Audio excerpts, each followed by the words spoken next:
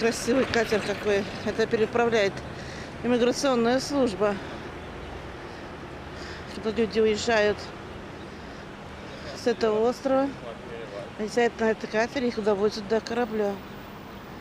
Красивое желтое здание. Наверху тоже какая-то как типа крепости. Видите? Я все руки ничего не разрушил.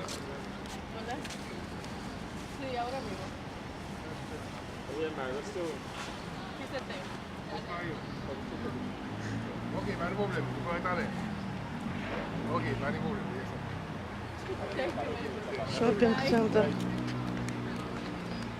Центр.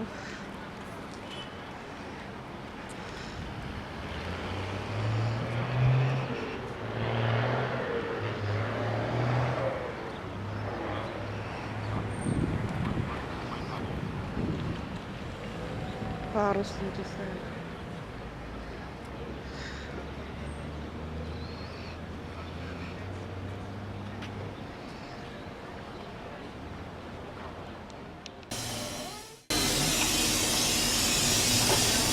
So guys, it is now safe to say that Jeffrey and I has brought you all back safe and sound. Thank you. Everyone feeling in one piece? Okay. So guys, once again, thank you all so much. And guys, if you want to write a review, to write about the island or about our company, our Island Charters, or this tour, the Ultimate Island Tour, one of the most reputable sites is TripAdvisor. So you can go on TripAdvisor, and if you want to write anything about us. And for those of you who may want to take the trolley back down, you can just wait right there in the vicinity of Effie to the front. I think there is a bench or two. Just sit on the bench, and the trolleys from there, they do go back and forth. Or if you want to walk it back down, you can also do that. But right there to the front of Effie, guys, you can just sit right there, and the trolleys, they do come back and forth. So, ladies and gents, once again, thank you all so much. It was my pleasure being the All-Star Guide. I'm sure it was a pleasure for Jeffrey. Don't say much. Don't say much. But I know it was a pleasure for him. He's been doing this for so many years. And he loves it. Right, Jeffrey? Yeah. Guys, again, keep in mind that we have the seat belts. And we recommend that you wear them for safety reasons. And ladies and gentlemen, first and foremost, before I continue, I just want to say a big thank you, to each and every one of you who contributed to the economy here in Marigot. Every little bit goes a very long way, especially since a hurricane last year. So guys, whatever you bought, no matter how small, don't think it is small, you have contributed to our economy here. So thank you all so much. And we're going on the third and the final leg of the island tour. And that will take us around the front side. So we're going in a circle basically. It'll take us around the front side and back down to the dock side. And we should be back down on the harbor 45 minutes. It's about quarter after 5, 20 after 5. Oh, 4 your time. I'm still thinking of my time, yes. I'm still thinking my time, yes. So we should be back down. Enough time for you guys to board. Yes.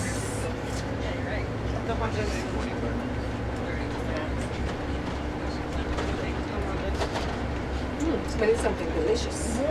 Yeah, smells like a French fry. Yes, like French fries or something. Oh, I know, I'm smelling it. It does smell like big potatoes, yeah. Now, ladies and gents, coming up in a bit, you can sit from here. To your left, you will see the British island of Anguilla. If you look out there on the horizon, that's our sister island, Anguilla. They're still under British rule, and they have a population there of approximately 15,000. 35 square miles. But what a beautiful island. Very quiet, but so beautiful. You know, 18 minutes by water ferry here in Marigo, and you can be out on Anguilla. You know, guys, consider that for a moment. That island out there, Anguilla, you know, they are 35 square miles. That's 2 square miles smaller than us. Yet their population is about 15,000. And our population is approximately 80,000. Wow. So you can imagine how quiet it is out there. I mean, you want some rest, some recreation, just take the water ferry and just sail to Anguilla. Beautiful. Now our average daily temperature here on the island, it is between 85 and 95 degrees. So guys, as you can tell, it can get really hot here on the island. But the heat we can deal with because we are used to the hot sun. It's only when it gets humid, you know, that's what becomes unbearable. The humidity, unbearable. But again, the heat we can deal with. And our average yearly rainfall, it is between 42 and 45 inches.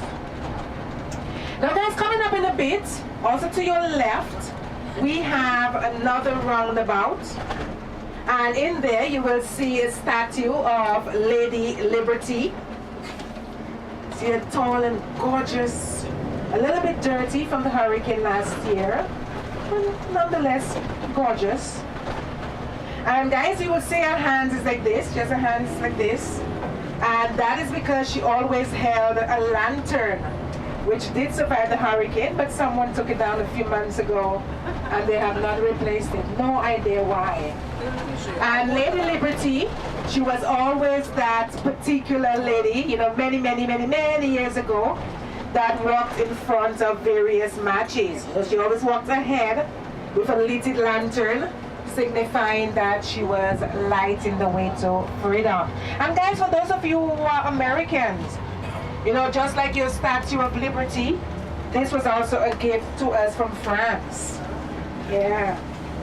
Now, she's not as big, you know, compared to the Statue of Liberty, she's an ant. But she's gorgeous. Now, coming up there to your left, guys, we have a mangrove. You know, what is left of it? But in there is a natural habitat for some of the iguanas we have here. So, it's for drinks. You see any, Jeffrey? Oh, here's one. Guys, if you look, yeah, guys, look right in there. You can see the orange iguana all the way in there to your left. Look between the branches, the leaves. You can see two here also. Guys, just look down. Right there to your left, there are two. Да, вон она большая, коричневая. Can you guys see it right here? На дереве, вон их полно сидят, вон коричневые. There's another one in there, there's another one right here. Between the branches, the leaves, all in here. You know, they're all vegetarians. Ну все, ладно. Can you imagine that? Ты попала, кажется. So they feed only in the leaves and the flowers. And they're also pretty harmless. You know, they're just as scared of you as you are of them. And they can grow up to 3-4 feet with their tails, which is what they use as a weapon. Another question? Do you eat iguana here? Yes, some folks do. Yes, they are preserved, they are protected, but there are a few folks that eat iguanas. They say it tastes like chicken. Yeah. You know, guys, which is something I may never know. You know, I can't imagine eating anything that crawls. Unless you throw me somewhere in the middle of the Amazon, you know, naked and afraid, a few days go by and probably have to cut something and eat it then probably, but for now, absolutely not.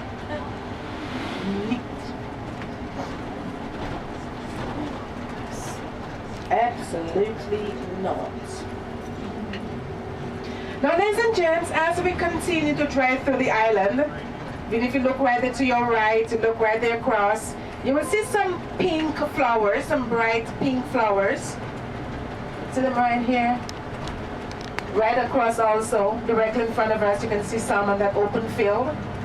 And that pink flower, it grows on vines all across this island. It is called the coralita, originated in Mexico, hence the name coralita.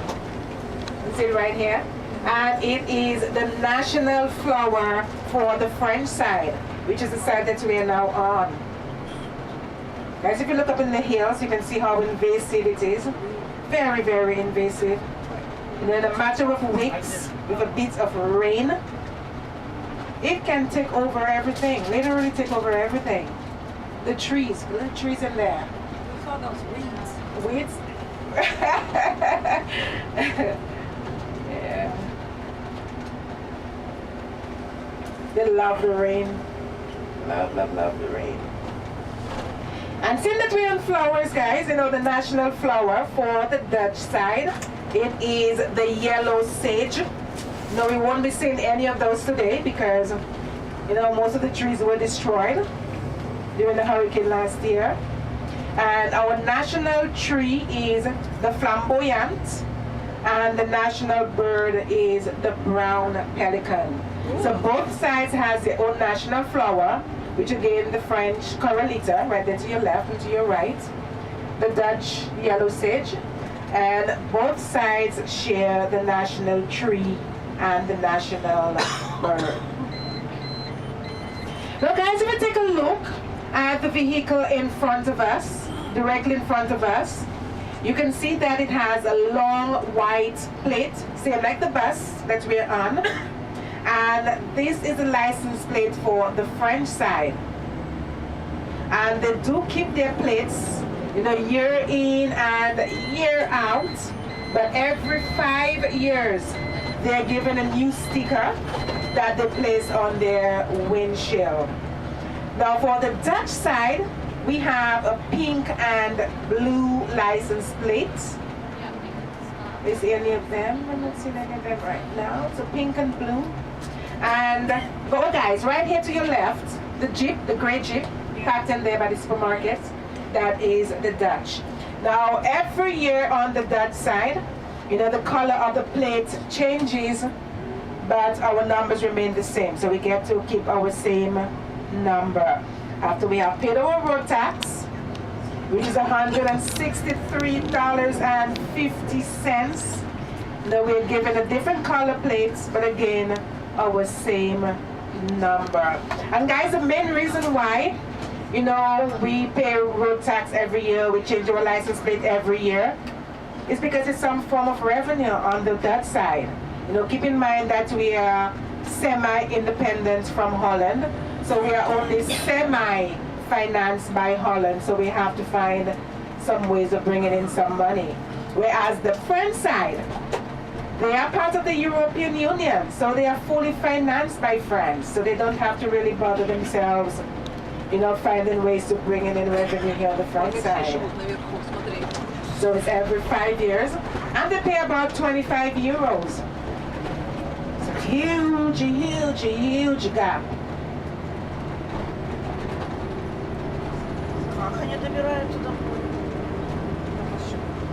Now, ladies and gents, the island that you're going to be seeing, you know, directly in front of us in just a bit, you know, just in case anyone is wondering, that is also Anguilla, the British island of Anguilla, from this point.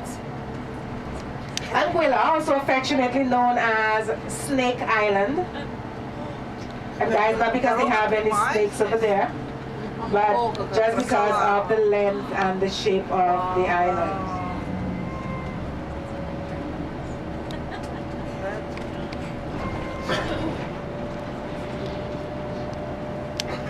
Now, though the island of St.MAARTIN is just one small 37 square mile island, you know, here we have two totally different countries or nations. And guys, neither side interferes in each other's day-to-day affairs. So both sides do have, you know, what it takes for a country to be run. which means they both have their own government, they both have their own schools, their own hospital, their own airports, you know, whatever you can think of, you know, that a country needs to be run properly on a day-to-day basis, both sides has it of their own. But at the end of the day, both sides get along really, really nicely with each other. So it's not like you're French and I'm Dutch. You know, both sides get along really nicely with each other. So guys, you know, say for instance, that something is to happen here right now on the French side, you know, something that they can't deal with on their own, they will call on the Dutch side for assistance, and assistance will immediately be given, and vice versa. Or if you're a French citizen, you can also leave and work on the Dutch side. Or if you're a Dutch citizen, you can also leave and work right here on the French side. But if you are in the working population, you are part of that working population, the side where you work, that is where you will pay your taxes. So it's not about where you live, it's about where you work. And again, guys, you know, we have 4 borders separating the Dutch from the French, but they are all open borders. So there's no police waiting at the borders, no security. You know, you don't have to pay any border fee, or you don't have to show any passports or IDs. You know, we just cross over, you know, whenever we like. It's like free flow from the Dutch and the French side.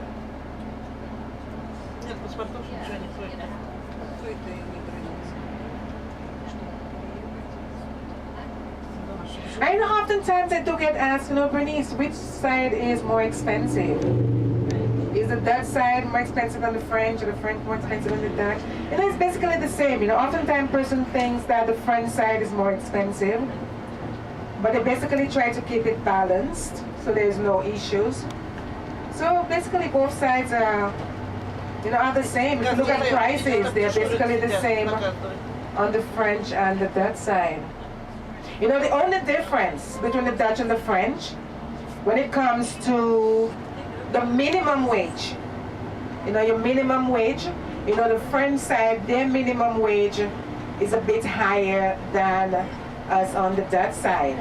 You know, here on the French side, I think the minimum wage is about $9.50, and that's per month. 950 euros. And on the Dutch side, it's about $8.50 minimum wage. So it's like $100 difference. Yeah. It's pretty low, the minimum wage here. It's very low. Imagine getting that, you know, you have that for a month, single parent family. Yeah. It's pretty difficult.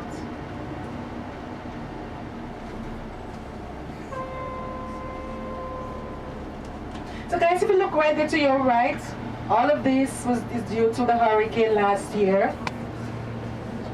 I mean, the island was just devastated. But despite all the damage that you're seeing, guys, you know, for us, this looks amazing. You know, compared to what it looked like a few months ago, you know, the government on both sides are doing an amazing job. Really, really amazing. You know, had you guys come here about 6 months ago, 8 months ago, this was like a war zone. If I come, that is a month after the hurricane last year, it was the 6th of September. I mean, guys, you would have sworn that a few helicopters had hovered over and dropped a few bombs.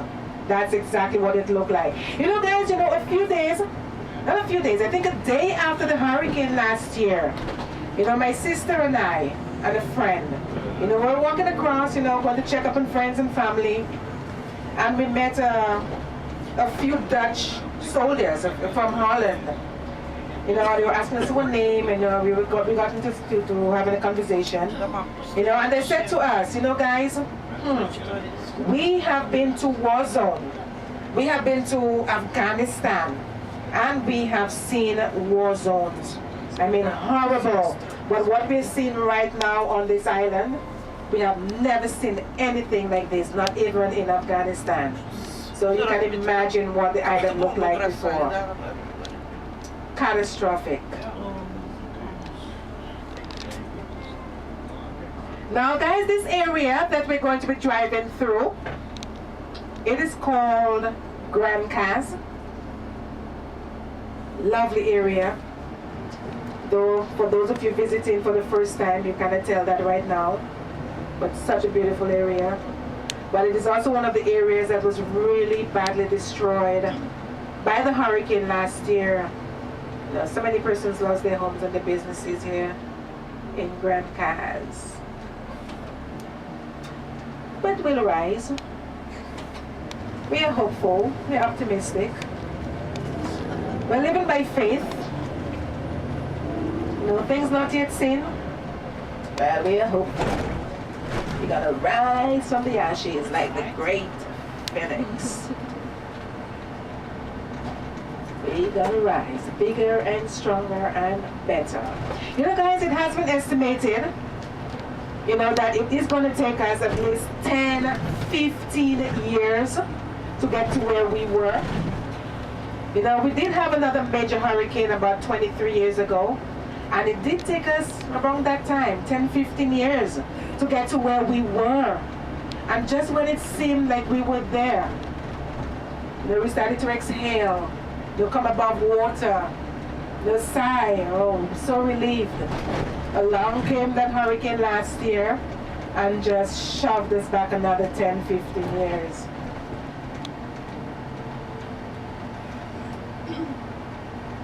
Mercifully, we don't think we're going to be getting any hurricanes this year.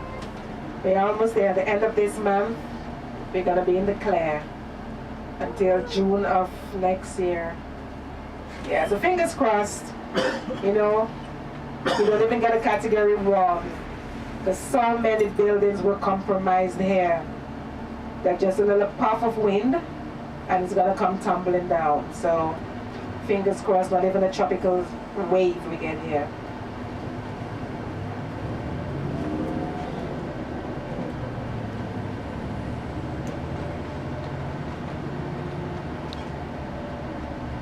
Grand Cas. That's our gourmet capital. This is the gourmet capital of St. Martin, St.MAARTIN. You know guys, of the approximate 300 restaurants that we have here, or should I say had. You know, this area here has its fair share, and that's why it is our gourmet capital. Nice and quiet here. Now ladies and gents, coming up there to your left, we have some red roof buildings. You can see it right there to your immediate left. And that is one of the elementary schools here on the front side, right here in Grand Cas. You know, they just rebuilt about 2-3 months ago. So that's really awesome. And here on the front side, school is from 7:30 to 3:30 with a break at 12. And on the Dutch side, school is from 7:30 to 1:30. So that's an elementary school for the little ones. In the morning, to see them riding their little tricycles, looking all cute, waving. Sounds cute to play. Yeah.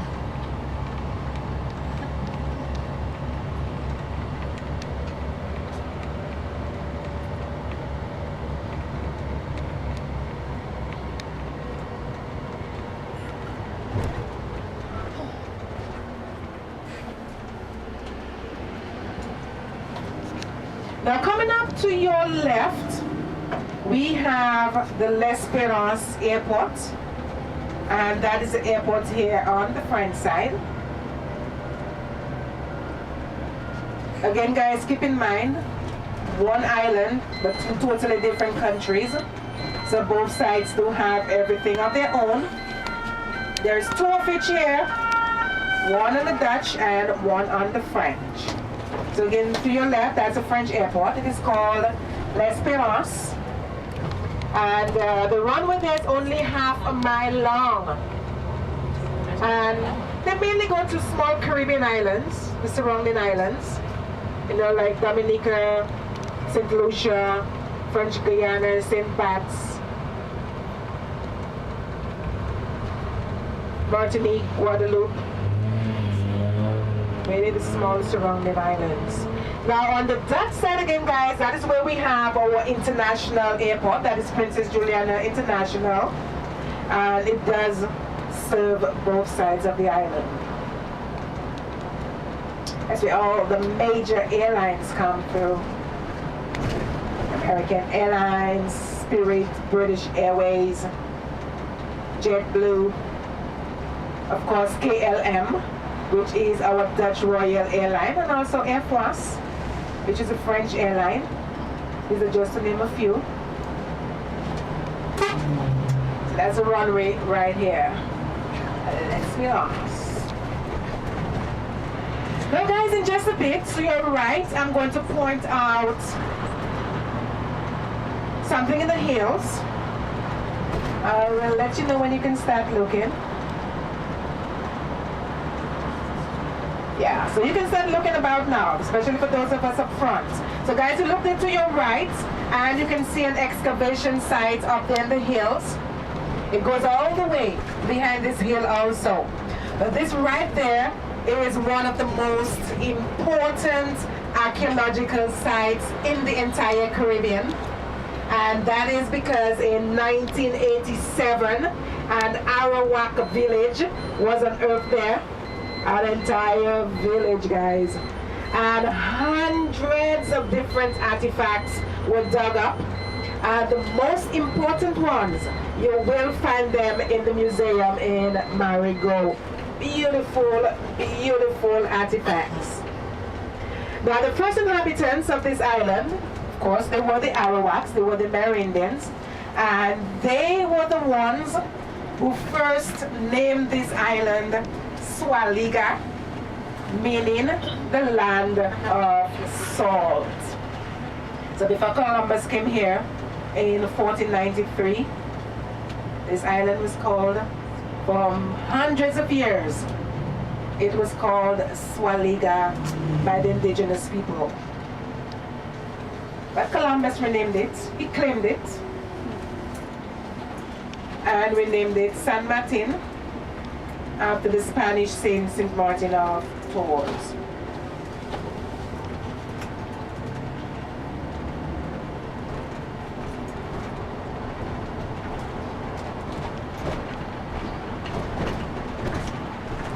Now, ladies and gents, coming a bit to your left,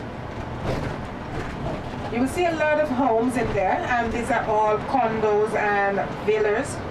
So all the way there to your left. And again, that is for guests like you. You know, you're here for a longer stay. You love this area. You can rent out one of those condos or villas. You know, the off season, which is from June 1st to November 30th, it is a bit cheaper than in the busy season. The busy season is a little more expensive. And guys, as you can tell, you know, low season, it coincides with the hurricane season here. Yeah. Now there to your right, that is a grazing ground for the animals. And grazing grounds like these we have all across this island. You know, majority of them are government owned. So say you live in the vicinity of one of those and you have, you know, animals that graze, you know, the cows, the goats, the sheep, horses, you know, you can simply have them just go over and graze. And oftentimes, the animals take themselves. Guys, I'm telling you. So sometimes you're driving across this island and you have to stop a few minutes to allow them to cross back and forth. And I was asked once, you know, Bernice, how do the farmers, how do they know which animal is theirs if they all can just travel to the grazing grounds? You know, they are given a mark, like a marker or something, permanent marker of a different color. So they do know by the marker stripe which animal is theirs. And the animals know exactly where their home's at. So they go back and forth. Now to your left, that is the Orient Bay area. Beautiful. And there you can do a lot of different activities. from parasailing to scuba diving to rhino riding. Really lovely area. And guys, all the homes that you were seeing, they are also condos and villas, you know, for guests like you if you're here for a longer stay. Beautiful area. And also out there we have 3 uninhabited islands, and we simply use them here as leisure islands. So sometimes we take a little boat and go out there, have a little barbecue, swim all day, and come back. It's a beautiful area, one of the loveliest here on the island. So guys, you're going to be seeing another amazing view. Voila. This is called the Paradise View. It is not as beautiful as it was pre-Hurricane Irma. When you're driving through here and all the beautiful flowers. But nonetheless, lovely. Paradise View. Oh my goodness.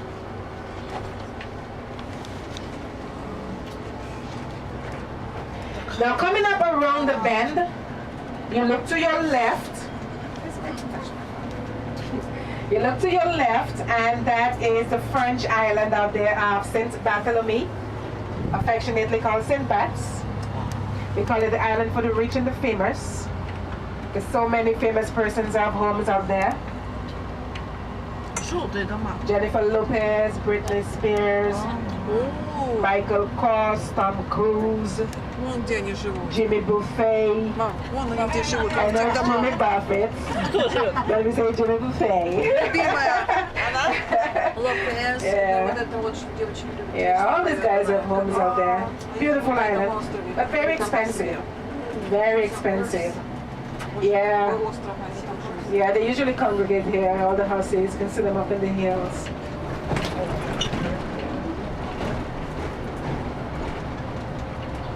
Orient Bay, La Gallion. Beautiful area. You know, guys, if you're ever here for a longer stay, you know, come to the Orient Bay. You can come in the early mornings, you know, partake in one of the many different activities, all the restaurants, swim all day, and then go back to your hotel, you know, at the end of the day. It's a beautiful area. Really, really lovely.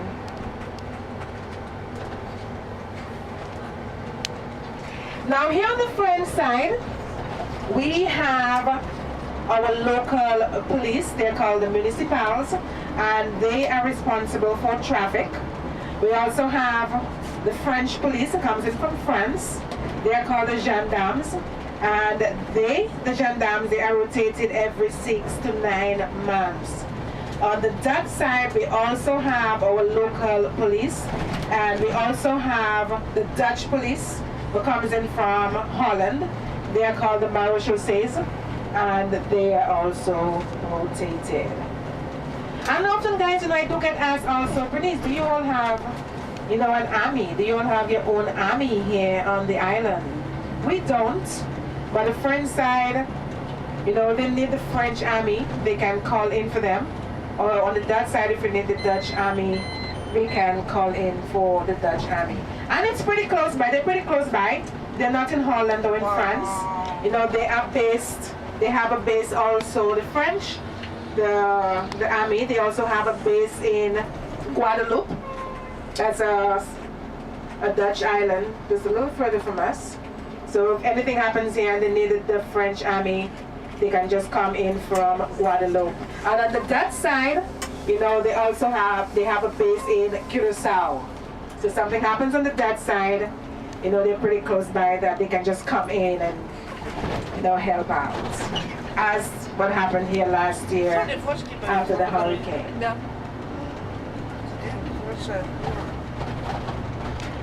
Now this area that we're driving through, it is called French Quarter. And French Quarter is the largest residential area here on the French side. It's a very tight-knit community. Very, very tight-knit.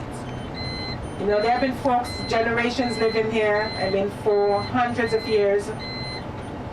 Great-great-great-great-great-grandparents come down to grandchildren living in this area. And it is also like the Grand Cas area, you know, one of the areas that was also badly destroyed by the hurricane last year. Yeah, they suffered quite a bit of damage here. Здесь не было, да? Ну? French water.